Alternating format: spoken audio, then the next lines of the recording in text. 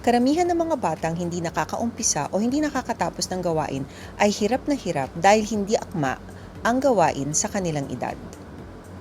Did we give enough time for our child to sleep, rest, eat, or play? Paminsan, nahihirapan silang tapusin ang isang gawain dahil pagod sila galing sa school. Kasama na rin dito ang pagtanong, are we giving them enough time to finish the activity? Do you notice any anxiety, learning issues, or stressful activity that can hinder him from finishing the activity? Did the child come from a stressful situation like a fight with a sibling or a classmate?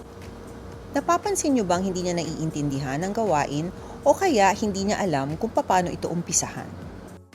We need to redefine and stop labeling a child lazy because it worsens the situation and lowers their self-esteem.